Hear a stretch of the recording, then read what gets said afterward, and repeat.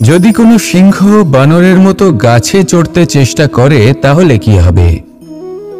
একটা মাছ যদি মাটিতে হাঁটতে চেষ্টা করে তাহলে কি হবে?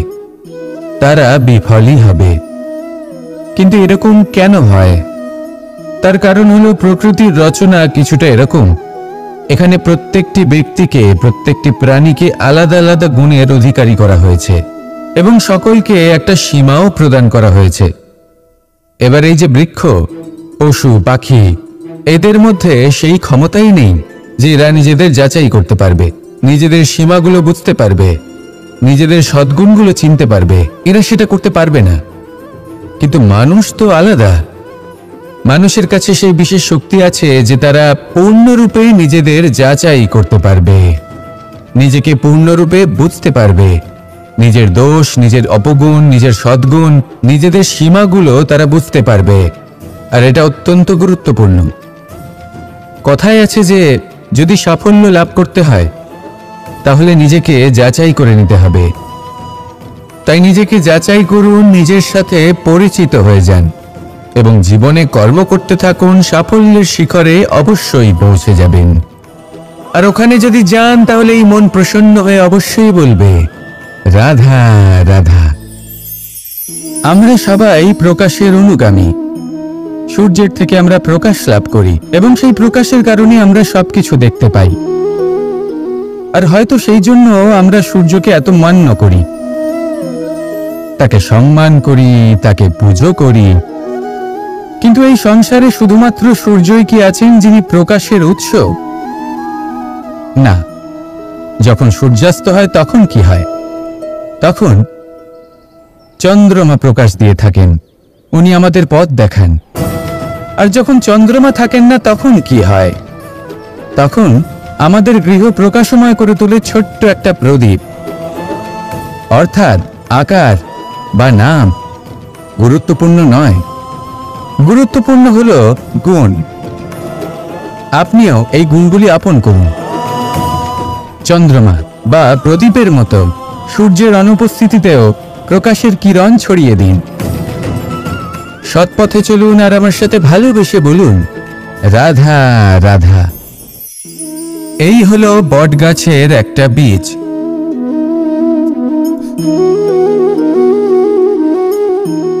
চলুন এটা রোপণ করা যাক, একটু জল দেওয়া যাক। এবার এখানে একটা বিশাল বটবৃক্ষ উৎপন্ন হবে। কিন্তু কিভাবে? এতে কে সাহায্য করবে? এটা সম্ভব কে করে দেখাবে? প্রকৃতি। আগে হ্যাঁ, এই সংসারে যা কিছু উৎপন্ন হয়, যা কিছু নষ্ট হয়, তার জন্য প্রকৃতি দায়ী হন। এই প্রকৃতির কারণেই তো রৌদ্র আসে, প্রকৃতির কারণেই বৃষ্টি হয়, জল পাওয়া যায়। তার কারণেই এই বটের বীজ তা এক বিশাল বটবৃক্ষে পরিণত হবে। কিন্তু একজন মানুষকে দেখুন, মানুষ বলবে এই বৃক্ষে আমার অধিকার রয়েছে। কেন? কারণ আমি বীজ বপন করেছি। এবার সমস্ত কাজ প্রকৃতি করবে আর সমস্ত শ্রেয় মানুষ নিয়ে যাবে। এটা কি উচিত? কখনোই নয়। এবারের উত্তর প্রকৃতিতেই লুকোনো আছে। কখনো কোনো পাখিও এই বীজ রোপণ করে, সেখানে বৃক্ষ উৎপন্ন হয়, তাতে ফল আসে, সেই পাখি সেই ফল খায়, কিন্তু সেখানকার বাকি পাখি এবং প্রাণীদের সেই ফল খেতে বারণ করে না। সেই বৃক্ষের উপর নিজের অধিকার প্রমাণ করতে চেষ্টা করে না, সবার মধ্যে ভাগ করে দেয়। আর এটাই আমাদেরও করা উচিত।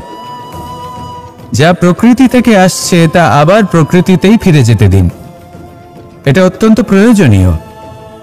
পাখিদের মতো হতে চেষ্টা করুন, তবেই আপনার এই মন আকাশে উড়তে থাকবে আর সুপ্রসন্ন হয়ে বলবে, রাধা রাধা।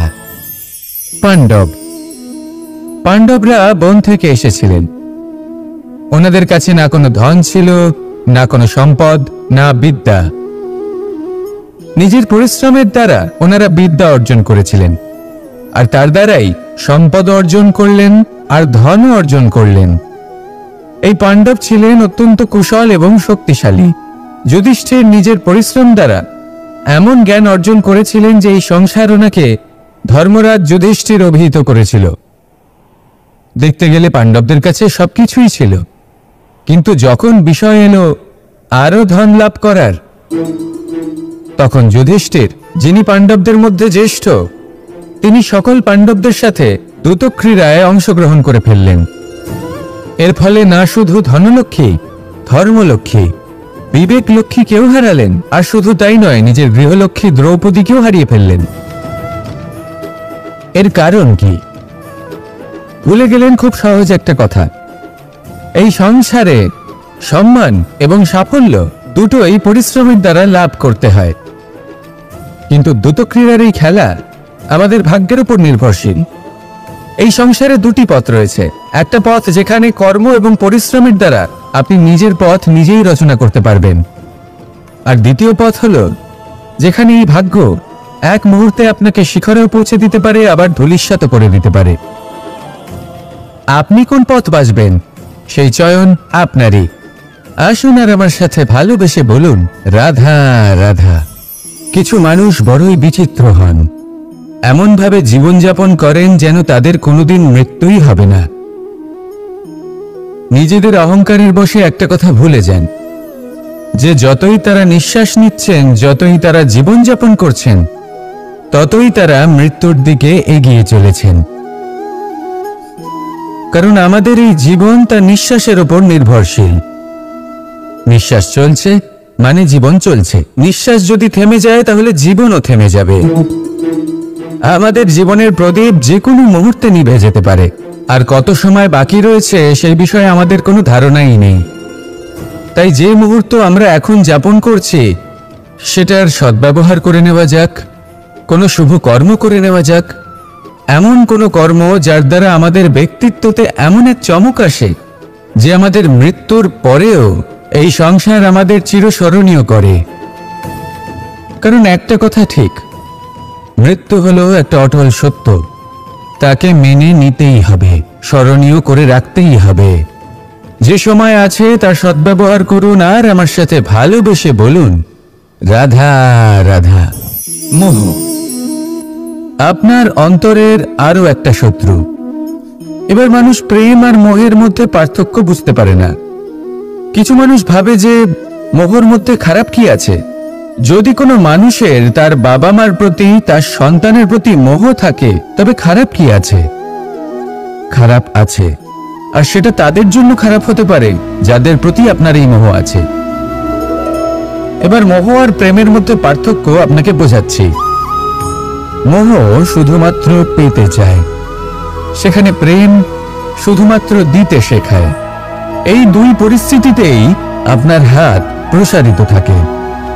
মোহের ক্ষেত্রে কোনো বস্তু বা কোনো ব্যক্তিকে লাভ করার জন্য, আর প্রেমে শুধুই প্রদান করার জন্য। মোহর বশে আপনার পায়ে বাঁধন পড়ে যেতে পারে। যদি মাতা পিতার তার সন্তানের প্রতি মোহ থাকে, তাহলে তারা তাদের সন্তানকে কখনো দুঃখে, চিন্তায়, যন্ত্রণায় দেখতেই পারবে না। সেই জন্য তারা সন্তানকে বেঁধে রাখতে চান একটা সুরক্ষিত ক্ষেত্রে, যেখান থেকে না তারা সংসারকে দেখতে পায়, না পরখ করতে পারে, না কিছু শিখতে পারে, না বিকট পরিস্থিতির সম্মুখীন হতে পারে। ঠিক যে কারণে তারা দুর্বল হয়ে পড়ে, অজ্ঞানী হয়ে ওঠে। তাদের বিকাশ সেখানেই স্তব্ধ হয়ে যায়, আর সেখানে প্রেম শুধুমাত্র বিকাশের পথে নিয়ে যায়। মা বাবা যদি সন্তানকে ভালোবাসেন, তাহলে তাকে ছেড়ে দেন, যে যাও সংসারকে দেখো, পরখ করো আর শেখো। কিভাবে এর সাথে লড়াই করতে হবে সেটা নিজে শেখো। নিজের শক্তি নিজেই বাড়িয়ে তোলো, নিজের পথ চয়ন করো। সেই জন্য এই মোহর শিকল ভেঙে ফেলুন আর প্রেমকে আপন করে নিন। আর এই প্রেম দ্বারাই বলুন, রাধা রাধা। বাল্যকালে যখন আমি মাখন খেতাম, তখন যশোদা মায়ের আমার মাখন খাওয়া নিয়ে কোনো সমস্যা ছিল না। কিন্তু যখন আমি মাখন খেতাম, মাখন চুরি করতাম, তখন যেই প্রকারে বাড়ির পরিচ্ছন্নতা আমি নষ্ট করতাম, তা নিয়ে অবশ্যই যশোদা মায়ের আপত্তি ছিল। আর হবে নাই বা কেন? কথায় আছে যে যদি আমাদের ঘর পরিচ্ছন্ন থাকে, সেখানে লক্ষ্মী বসবাস করে থাকেন, তবেই সেই বাড়িতে সন্তোষ ভাব থাকবে। সেই জন্যই আমাদের যশোদা মা পরিশ্রম করে বাড়ির ভেতর এবং বাড়ির বাহির সবসময় পরিচ্ছন্ন করে রাখতেন। এবার যেইভাবে আমাদের বাড়ি, যেখানে আমাদের পরিবার বসবাস করতেন, সেইভাবেই আমাদের শরীর আর আমাদের আত্মা রয়েছে, যাতে আমরা বসবাস করি। একেও স্বচ্ছ রাখা প্রয়োজনীয়। এবার স্বচ্ছ কিভাবে রাখা যায়? শুধু বাহ্যিক পরিচ্ছন্নতা আর প্রসাধন দ্বারা তা সম্ভব হবে না। জীবনে কিছু কটু অভিজ্ঞতা আমাদের সকলের থাকে। সেই কটু অভিজ্ঞতাগুলির কারণে আমাদের মন, আমাদের আত্মা মলিন হয়ে যায়। এই মালিন্য থেকে আমাদের আত্মাকে মুক্ত করা অত্যন্ত প্রয়োজনীয়। এই স্বচ্ছতা অত্যন্ত প্রয়োজনীয়। আর আমাদের এই মন মালিন্য থেকে মুক্ত হতে পারে শুধুমাত্র প্রেম এবং করুণার দ্বারা।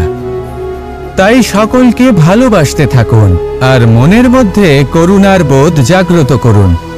কারণ যেইভাবে বাড়ি পরিষ্কার থাকলে তাতে লক্ষ্মী বসবাস করেন, সন্তোষবোধ বজায় থাকে, সেইভাবেই যদি মন স্বচ্ছ থাকে তাহলে তাতে সন্তোষও থাকবে, শান্তিও থাকবে।